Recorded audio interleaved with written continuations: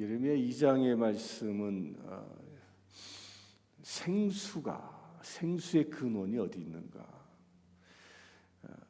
생수, 물은 무엇을 상징해요? 생명을 상징합니다.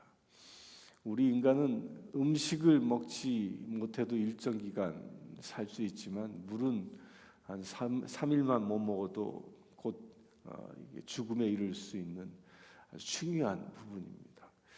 그래서 사람들은 그 물을 찾아, 생수를 찾아 헤맵니다. 생명의 근원이 어디에 있는지 찾아 헤매는데 이스라엘 백성들이 그 생수를 어디에서 찾아 헤맸는지 그것에 대한 잘못된 행보에 대한 말씀이 오늘 2장의 말씀입니다. 2장 1절부터 3절을 보면 이 타락한 유대 백성들이 타락하기 전에 그들은 어떤 존재였는가에 대하여 얘기합니다. 어떤 존재? 하나님께서 이스라엘 백성을 기억하는 가장 아름다운 시기로 기억하는 때가 언제냐? 광야에 있을 때라는 거예요. 광야에. 그러니까 이스라엘 백성들이 출애굽해서 그 광야에서 40년을 보내지 않습니까? 그 40년의 기간, 물론 그 기간 때에 많은 일들이 있었습니다. 좋은 일도 있었고 나쁜 일도 있었습니다. 죄에 빠지기도 하고 심판을 당하기도 하고 그런 우여곡절들이 있었지만 하나님은 그때를 어떻게 기억하시냐면 2절에 보면 내 신혼의 때의 사랑을 기억하노니라고 해요. 이스라엘 백성을 신부 삼아서 하나님께서 신혼의 시간을 보낸 것이 그 광야의 40년이었다라고 하나님은 기억하고 계신다는 거예요. 왜 그것을 신혼의 때라고 얘기할까요?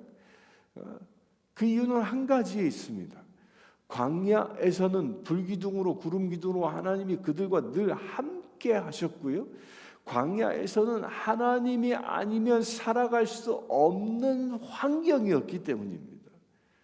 그래서 비록 그들이 때에 따라서 죄를 짓긴 했지만 하나님과 늘 함께하는 삶을 그들은 살았기 때문에 그것을 보고 하나님은 신혼의 때라고 얘기합니다.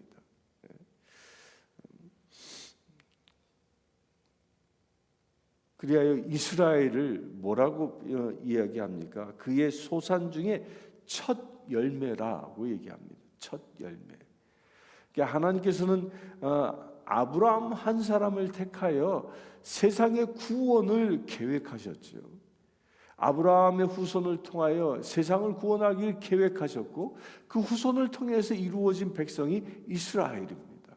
그 한 백성이 하나님의 신부된 것, 이것이 첫 열매라고 얘기하고 있는 겁니다. 그 세상을 구원하기 위한 첫 열매. 이 첫 열매가 나중에 두 번째, 세 번째 많은 열매를 맺게 되어지죠. 그게 언제 이루어집니까? 예수 그리스도를 통하여 이루어지는 겁니다. 예수 그리스도를 통하여 온 열방과 모든 만 백성들에게 복음이 전해짐으로 그리하여 그 수많은 열매들이 맺어지게 되죠. 근데 그 첫 열매가 누구라고요? 이스라엘이라는 겁니다. 그 첫 열매에 대한 그 기억 또한 첫 열매가 얼만큼 중요하냐면요. 그 5절에 보면 나를 멀리하고 가서 헛된 것을 따라 헛되이 행하느냐. 그 첫 열매인데 이스라엘 백성들이 어떻게 해요? 하나님을 멀리하기 시작한다라는 거예요. 하나님을 멀리한다. 하나님을 멀리하는 것이 첫 열매의 행보였다라는 거예요. 이게 얼마나 하나님이 크게 실망했겠습니까? 이게 그 자식을 낳아도 첫째에게 주는 그 특별한 애정이 있지 않습니까? 그 첫 열매인데 그 첫 열매가 하나님을 떠난 거예요. 하나님을 떠나서 다른 곳에서 목마름을 해결하려 하는 그 모습을 보고 하나님은 크게 노여워하십니다. 그러면서 4절부터 8절에 보면 이스라엘 백성들이 광야에서 그 조상들을 인도하셨던 그 하나님의 은혜를 잊어버린 것에 대하여 경고합니다. 그 특별히 누가 잊어버렸냐면요, 하나님을 가르치고 하나님의 말씀에 모본이 되어야 할 제사장들, 관리자들, 또 하나님의 말씀을 선포하는 그 선지자들까지도 여호와가 어디 계시냐라고 하나님께 묻지 않고 헛된 것들을 따라 산다라는 겁니다. 이게 지도자가 타락하면 백성도 같이 타락하는 것이요. 그래서 우리가 중요하게 봐야 합니다. 우리의 지도자가 하나님의 말씀에 의하여 살아가는지 아니면 하나님의 말씀과 관계없는 것들을 따라가는지 분명히 보아야 합니다. 이스라엘 백성들이 그들이 여호와를 멀리하게 되어진 건 그들의 지도자부터 그것이 시작되어졌음을 얘기합니다. 근데 그렇게 영적인 타락은 어떻게 해서 이루어진 것이냐면 그들의 무관심과 또한 망각이 그렇게 영적으로 타락하게 만들었다는 거예요. 하나님께 대한 무관심, 세상에서 보여주는 것들에 대한 착각, 이런 것들이 하나님을 떠나게 만든다라는 겁니다. 또 이어서 9절부터 13절까지 말씀에는 생수의 근원, 또 터진 웅덩이라는 이 비유를 통하여 무엇을 얘기합니까? 악의 두 가지 축이 있다라고 얘기해요. 미국에서는 악의 축, 그래서 북한과 그 어디에 이란 이렇게 얘기하는데, 이 예레미야는 악의 축이 두 가지 있다. 13절에 보면 이렇게 얘기합니다. 내 백성이 두 가지 악을 행하였나니 그들이 생수의 근원 되는 나를 버린 것, 생수의 근원 대신 하나님을 버린 것이 첫 번째 악이고요. 그리고 두 번째로는 스스로 웅덩이를 판 것인데 이것은 그 물을 가두지 못할 터진 웅덩이들이라. 이게 뭘 얘기하는 거냐면요, 하나님을 버린 것이 첫 번째 악입니다. 그러니까 하나님을 버렸다라는 말은 뭐예요? 하나님과 동행하지 않는다라는 거예요. 하나님과 동행하지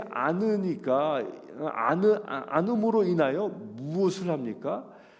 스스로 웅덩이를 판다라는 것은 하나님 없이 살아가려고 하는 그런 인본주의적인 노력들을 얘기하는 겁니다. 하나님 없이 살아가는 거예요. 이게 그 불신자들을 전도하다 보면 그런 경우들을 종종 봅니다. 조금만 기다려 보세요. 제가 뭔가를 이루어 놓고 그러고 교회 갈게요. 지금 너무 바빠서요. 할 일이 너무 많아서요. 하나님 없이 무언가를 하려고 한다라는 거예요. 하나님 없이. 아무리 바쁘고 힘들어도 우리를 인도하시는 분은 하나님이십니다. 그분을 따라 가는 것이 신앙이고 그것이 바로 축복의 길인데 그것을 멀리하는 겁니다. 내가 뭔가 더 해보려고 하고 내 능력을 의지하려 하고, 이게 인본주의적인 노력, 그것을 보고 예레미야는 터진 웅덩이와 같다라는 거예요. 터진 웅덩이, 쉽게 말하면 거예요. 깨진 독과 같은 거예요. 아무리 붓고 부어도 남아나지 않는 것이 터진 웅덩이와 같은 것이죠. 바로 그런 그 인본주의적인 노력들을 사람들은 다 어디에다 쏟아붓습니까? 돈과 명예와 권력과 또 육적인 쾌락과 안락함과 이런 것들을 하나님을 대신하여 쫓아간다라는 겁니다. 그 모든 것들이 뭐라고요? 터진 웅덩이라는 거예요. 오늘 한번 그걸 묵상해 보길 바랍니다. 내 안에 터진 웅덩이처럼 끊임없이 붓기만 하는 그런 어떤 영역이 있는가? 목말라 하는 그 어떤 영역이 있는가?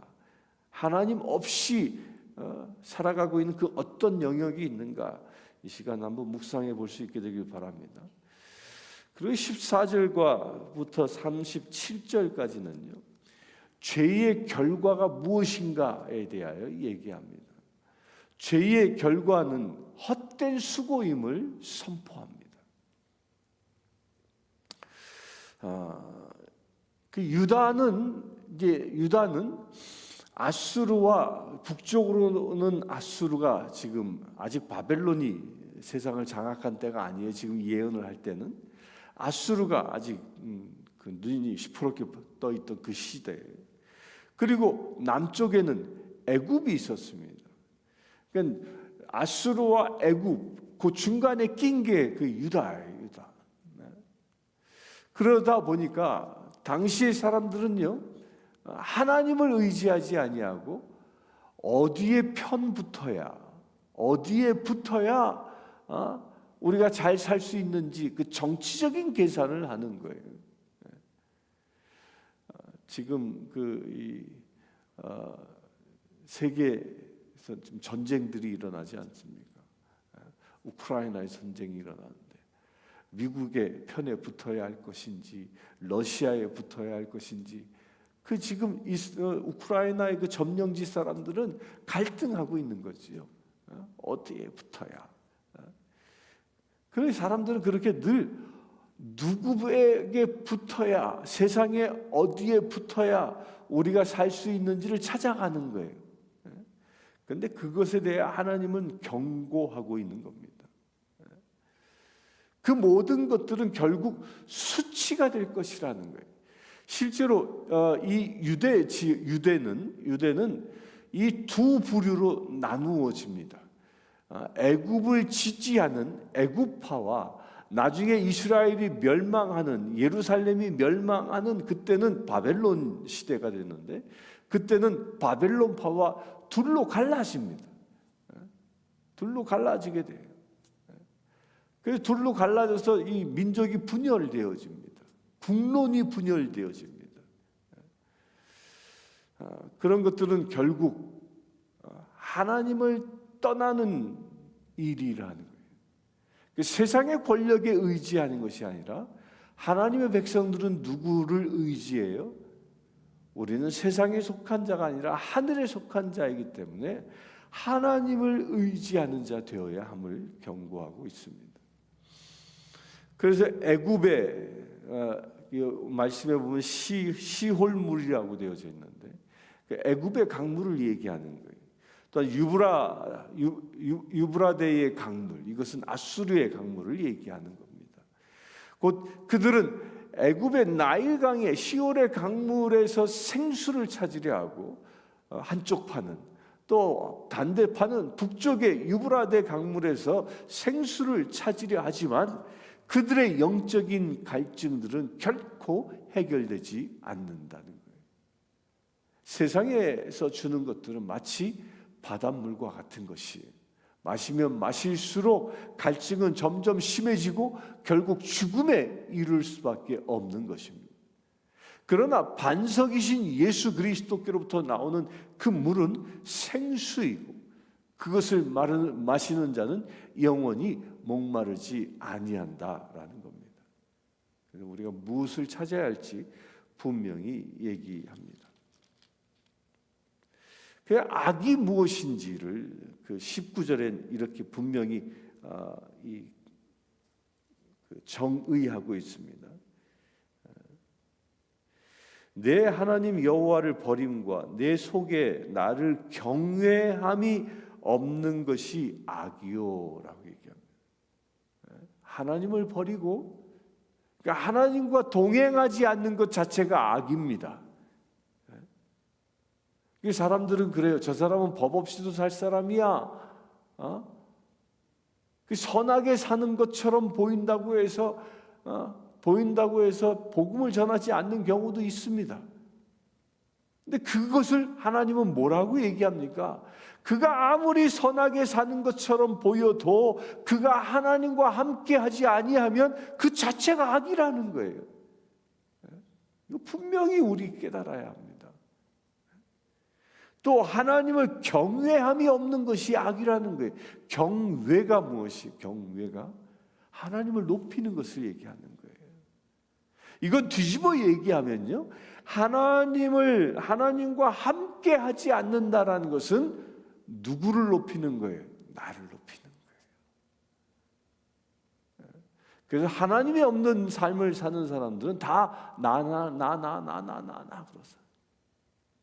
그래서 그런 사람들이 말을 할 때는요, 꼭 그 말의 주어가 누구냐면 나예요, 나. 내가 이렇게 했으니까 내가 이렇게 많이 번 거야. 내가 이렇게 했으니까 내가 높아진 거야. 내가 이렇게 했으니까 내가 높임을 받아야지. 다 나예요. 내가 한 것이.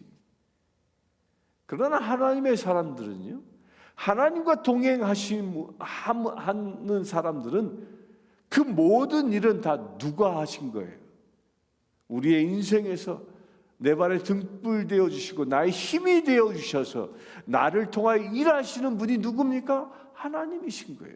따라서 내 삶에서 얻어지는 모든 것들은 다 누가 한 것이에요? 하나님이 하시는 것이. 그래서 하나님과 동행하는 자는요, 내가 없습니다. 누구만 나타나요? 하나님만 나타나요. 하나님만 높이는 거지. 나는 낮아지고 하나님을 높이는 자, 이게 하나님과 동행하는 자의 모습인 것입니다. 그래서 여러분들 이렇게 말하는 것만 딱 들어봐도요, 저 사람이 하나님을 경외하고 하나님을 높이고 하나님과 함께하는 사람인지 아니면 하나님 없이 살아가는 사람인지 분명히 분별할 수 있습니다. 이 시간 예배하는 저와 여러분들 모두는 다 모든 표현의 주어는 하나님께 돌리길 바랍니다. 우리가 할 수 있는 것은요, 하나도 없는 거예요. 하다못해 무의식적으로 숨을 쉬고 있는 것조차도 하나님께서 우리에게 허락하지 아니하면, 한순간 그 숨을 거두어 가시면 끝나는 거예요. 그렇지 않습니까? 밤에 잠들었는데 아침에 못 깨어나는 사람들도 있지 않습니까? 한순간에 거둬가시면 끝나는 겁니다. 그 모든 것의 주관자는 누구이기 때문에 내가 아니라 하나님이신 겁니다. 우리 분명히 깨닫게 되길 바랍니다. 숨 쉬는 것도 내가 하는 게 아니라는 거예요. 그런데 의식적으로 숨을 쉽니까? 그러기에 내가 높아지려는 자가 아니라 하나님을 높이는 자, 그게 악에서 벗어날 수 있는 길임을 분명히 얘기합니다. 세상의 강물은 끊임없는 갈증을 주지만 하나님의 말씀은 우리에게 영생을 줍니다. 오늘 말씀의 이 결론은요, 이스라엘의 죄가 무엇이냐? 하나님을 버린 것. 하나님을 버리고 하나님께로부터 인생의 답을 찾으려 하지 않고 세상에서 답을 찾으려 한 겁니다.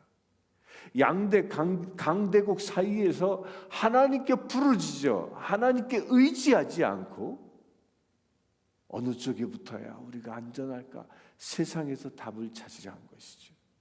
이스라엘의 역사를 보면 다윗 왕이 위대합니다. 가장 강력한 왕이었습니다.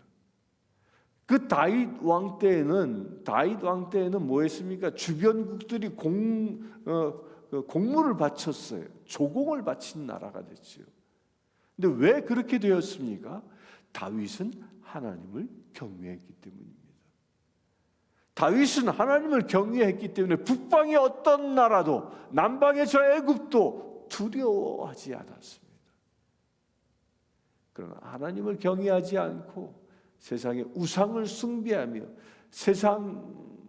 그 우상을 숭배했던 이들은 결국 세상을 바라보게 되고 세상에서 두려움 가운데 살아가게 된다는 것입니다. 그래서 우리 또한 세상에서 답을 찾지 않게 되길 바랍니다. 돈이 우리의 인생을 행복하게 만들지 않습니다. 인간 간의 관계가 우리를 행복하게 만들지 않습니다. 오직 생수의 근원 되신 하나님과 동행하고 하나님을 높이며 살아갈 때 우리는 진정 하나님이 주시는 행복을 누릴 수 있는 것입니다. 37절에 이렇게 얘기합니다. 36절에 내가 아수르로 말미암아 수치를 당함같이 또한 애굽으로 말미암아 수치를 당할 것이요. 세상 것에 의지한 것 때문에 어떻게 된다? 수치를 당한다는 겁니다. 그래서 37절에 내가 의지하는 자들을 나 여호와가 버렸으므로 애굽과 아수르를 하나님이 어떻게 했다고요? 버리셨다는 거예요. 내가 그들로 말미암아 형통하지 못할 것임이라. 세상 것들은 우리를 형통케 못한다. 말을 뒤집으면 이런 얘기죠. 우리가 하나님과 함께하면 우리의 삶이 형통케 되어진다는 것입니다. 오늘 이 말씀에 도전을 받아서 오늘 주님과 함께하는 삶, 오직 하나님을 높이는 그런 거룩한 삶을 살아가게 되시기를 주의 이름으로 축원합니다. 이제 기도하겠습니다. 주 아버지 하나님, 주님만 높이며 살아가기를 원합니다. 내 인생 내가 산 것이 아니라 오직 하나님과 함께 살아가는 인생임을 믿음으로 고백합니다. 그러기에 주님, 내 뜻대로 세상을 살아가는 자가 아니라 하나님의 말씀대로 살아가는 거룩한 주의 지체 되어지기를 원합니다. 세상 것에 의지하며 살아가는 자가 아니라 하나님의 말씀에 의지하며 살아가는 자 되어지기를 원합니다. 주님, 이 시간 기도하는 모든 심령들, 눈을 들어 주를 바라볼 때 주님께서 저들과 눈 맞춰 주시고 우리가 귀를 열어 주의 음성을 듣고자 할 때 하나님의 음성을 들려 주시옵소서. 또한 우리가 발을 딛고 살아가는 그 행보 가운데에 내 뜻과 내 마음에 의하여 가는 자가 아니라 오직 하나님의 음성을 쫓아 살아갈 수 있는 거룩한 믿음의 행보가 오늘 또한 이루어지게 하여 주시옵소서. 그래요 주님, 우리의 삶이 광야에서 이스라엘 백성들과 살았던 그 신혼의 때처럼 우리의 삶이 오직 하나님만 의지하며 살아가는 거룩한 삶이 되게 하여 주시옵소서. 주님, 이 시간 내 마음 안에 상처와 아픔들이 하나님의 음성을 듣지 못하게 합니까? 그 모든 것들 예수 그리스도의 보혈로 씻어 주시옵소서. 오직 주의 은혜로 정결함을 회복하는 거룩한 믿음의 제들 되게 하여 주시옵소서. 그래야 주님, 정결한 자만이 들어갈 수 있는 그 지성소의 삶이 오늘 하루 우리의 삶이 되게 하여 주시옵소서. 그래야 주님과 동행함으로 하나님께 기쁨을 드리며 또한 하늘의 큰 복을 받는 거룩한 우리 되게 하여 주시옵소서. 우리 주 예수 그리스도의 이름으로 기도하옵나이다. 아멘. 지금 우리 주 예수 그리스도의 은혜와 하나님의 크신 사랑과 성령 충만함이 늘 주님과 동행하며 주님을 경외하는 삶을 살기를 원하는 주의 사랑하는 모든 지체들 지금부터 영원토록 함께 하실지어다.